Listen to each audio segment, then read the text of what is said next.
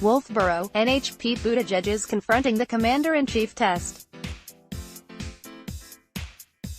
Buttigieg's personal story as a gay veteran and Midwestern mayor, his performances in debates and interviews, and his policy platform have all propelled him into a small group of Democratic primary frontrunners in Iowa and New Hampshire, as voters in those states prepare to pick a nominee against President Donald Trump. But the American strike that killed Qasem Soleimani, a top Iranian general, rippled through the former mayor's events in the first primary state this weekend, where he sought to reassure voters that he has the experience to handle U.S. foreign policy and the military.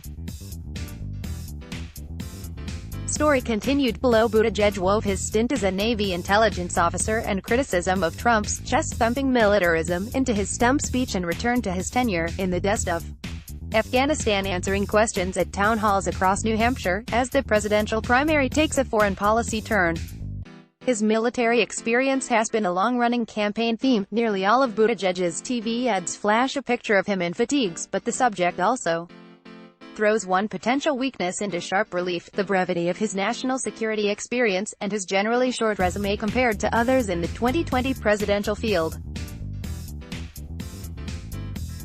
"He's the candidate with the military background who served abroad," said Kathy Sullivan, a member of the Democratic National Committee from New Hampshire, who likened it to a double-edged sword for Buttigieg.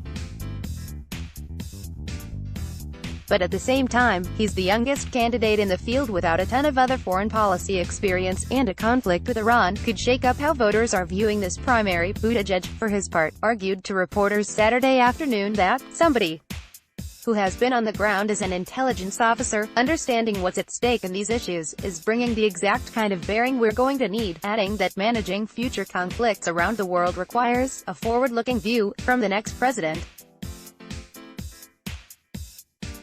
Voters at Buttigieg's events were openly mulling those qualifications. Jane Goodman, a 53-year-old undecided voter who saw Buttigieg speak in Claremont, NH, said his inexperience on the international stage gives me pause when there are so many scary things going on in the world.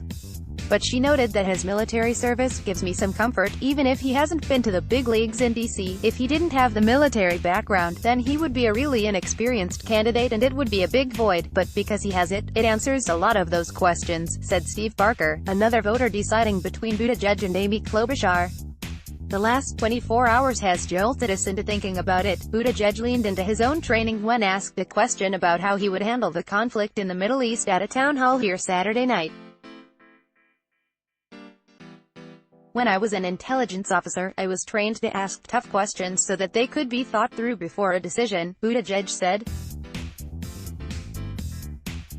"We have seen no evidence presented that took place here." The strike against Soleimani jarred the Democratic presidential primary as a whole. Joe Biden briefly delayed an endorsement event in Iowa to address it, reiterating his credentials on the world stage. Bernie Sanders hammered home the fact that he voted against the Iraq War at a town hall. Elizabeth Warren issued two statements on Soleimani's death, after facing criticism for her tone in the first. And while the candidates race to react, no one quite knows how it will affect voters. "When bullets are flying, voters may want someone with more experience on the world stage," said Andy Smith, a University of New Hampshire pollster. "To the extent that it makes Buttigieg look young, it's an issue for him." Democratic Rep. Seth Moulton, an Iraq War veteran who ran for president but dropped out of the primary last year, said that Buttigieg's age wasn't necessarily a liability, but that his experience wasn't the type that voters would be looking for if they grow more concerned about foreign policy. "I don't think that age matters as much as experience, but we need someone who has had to actually make decisions involving the lives of other people, and the only person who I know who's done that is Vice President Biden, among the candidates who are left," Moulton said. "When you make foreign policy decisions, you want to have the views of analysts," Moulton continued. "But analysts don't make decisions." Biden and Buttigieg both lean into their military and foreign policy experience in TV ads, blanketing the early states with those messages. Biden cut a viral digital ad that highlighted foreign leaders reportedly laughing at Trump during the NATO summit last year. If we give Donald Trump 4 more years, we'll have a great deal of difficulty of ever being able to recover America's standing in the world, and our capacity to bring nations together, Biden said in the ad, narrating over images of himself with world leaders, like Canadian Prime Minister Justin Trudeau and German Chancellor Angela Merkel. The fact that Mayor Pete is the only top-tier candidate who has served creates trust and a clear sense of his long-held values, but there's no doubt that candidates like the senators have more experience and relationships on the world stage to tap on day one, said Meredith Kelly, a Democratic consultant who worked on Sen. Kirsten Gillibrand's now finished presidential bid. Buttigieg's campaign pointed to the more than 200 national security and foreign policy officials who endorsed his candidacy, including former Secretary of the Army Eric Fanning and former National Security Council spokesman Ned Price.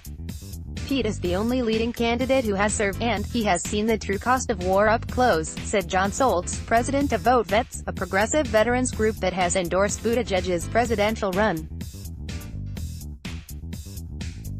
The next president is going to have to undo an unbelievable amount of damage Donald Trump has done, and I think Pete's military background is going to pull people toward Pete in this moment, not away. Let's block ads. Why?